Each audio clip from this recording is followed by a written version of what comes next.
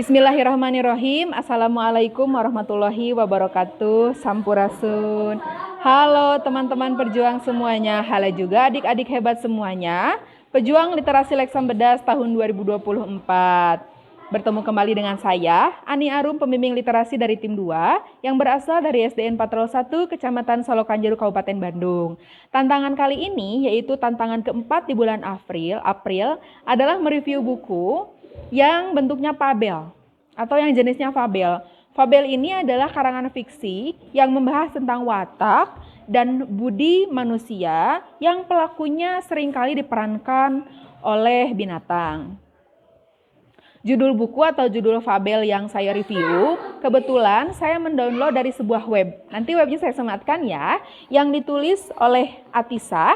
Katalog dalam terbitan diterbitkan ulang pada tahun 2017 oleh Badan Pengembangan dan Pembinaan Bahasa.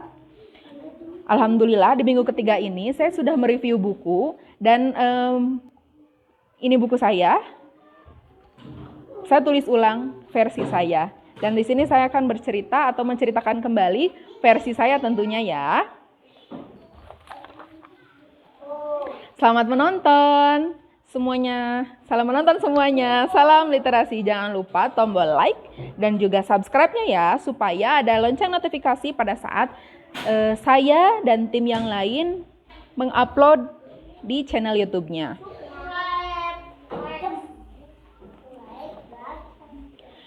Di sebuah hutan terdapat sumber air yang tidak pernah kering.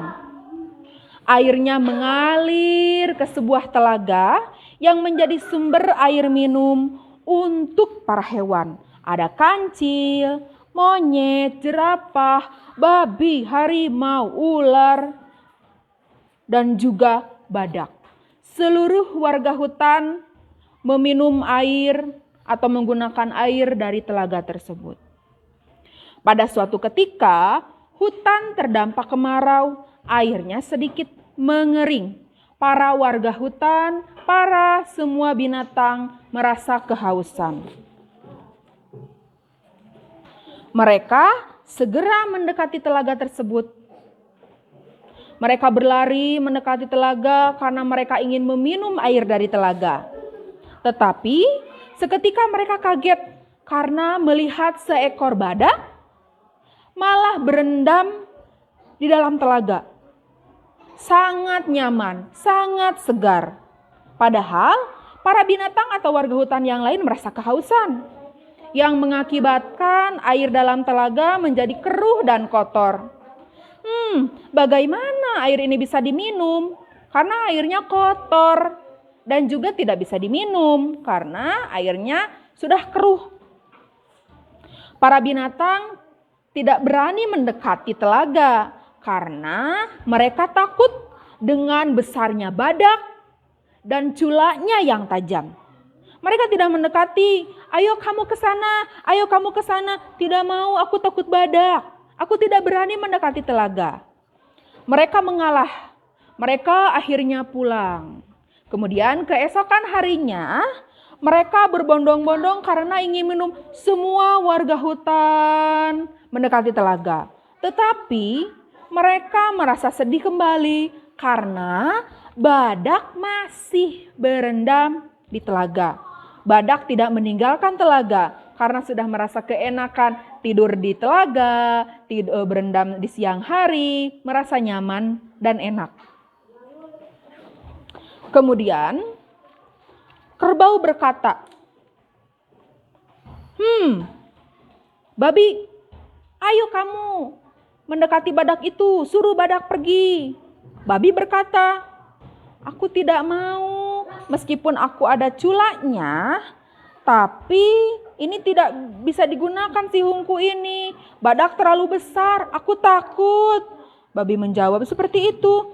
Kemudian ada ular dan juga monyet. Harimau juga ada di sana. Ayo harimau, kamu kan punya taring. Badanmu juga besar, kuat dan kokoh, kata si monyet. Harimau menjawab, memang aku raja hutan. Tapi aku juga takut karena badak badannya terlalu besar. Taringku tidak akan kuat menggigit badak. Harimau pergi meninggalkan yang lain. Kemudian, tuh kamu yang bergelantung di pohon, lilit badak itu, kata si monyet. Oh, aku juga tidak bisa.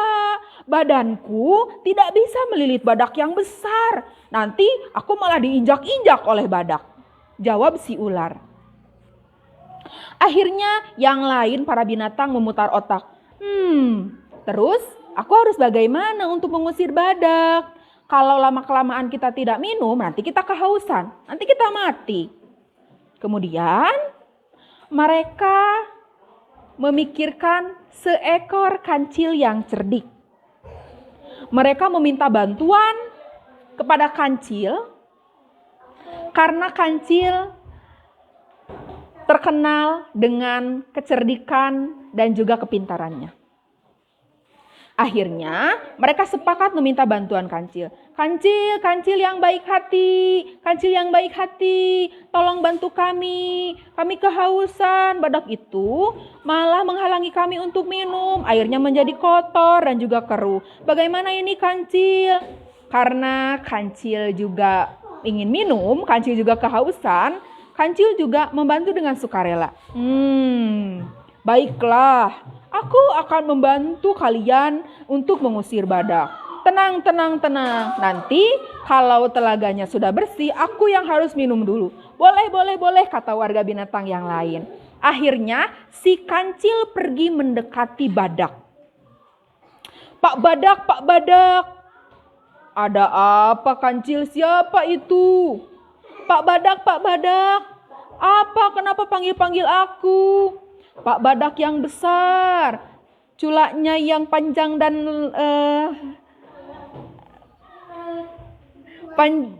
culaknya yang tajam.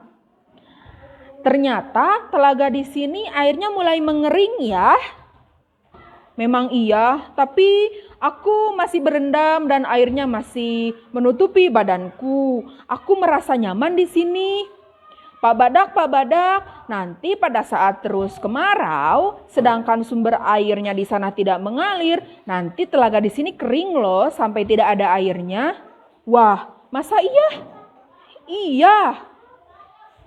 Nanti Pak Badak tidak bisa kembali berendam dan merasa nyaman lagi. Oh, terus aku harus bagaimana kancil?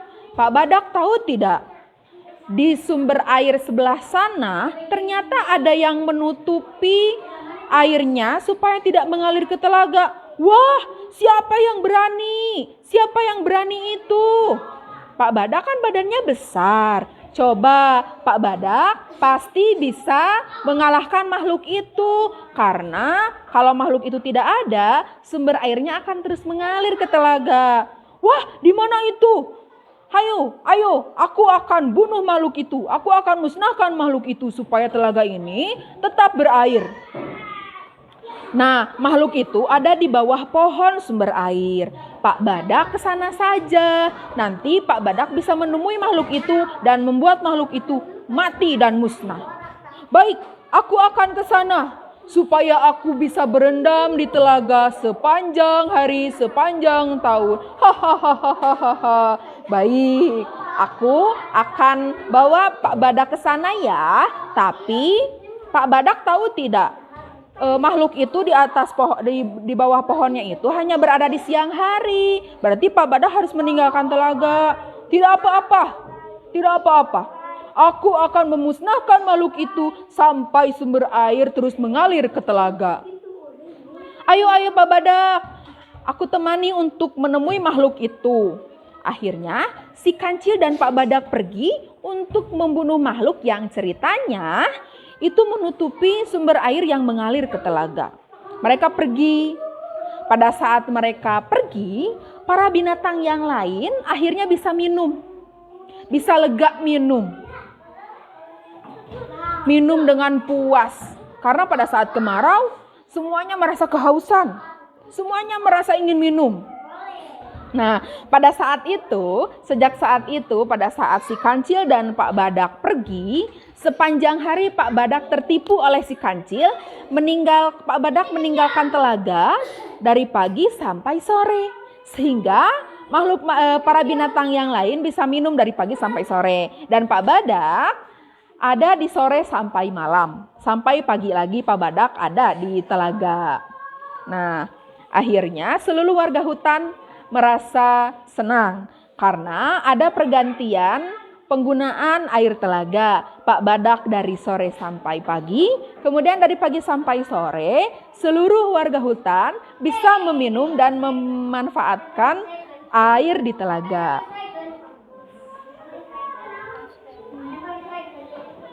Si Kancil memang hebat. Kepintaran, bujuk rayu, dan juga kecerdikannya mengalahkan si Badak. Judulnya adalah Kalah oleh si Cerdik. Mohon maaf apabila ada tutur kata atau ada kesalahan dalam penyusunan cerita di tantangan kali ini. Sampai bertemu di tantangan berikutnya. Salam literasi.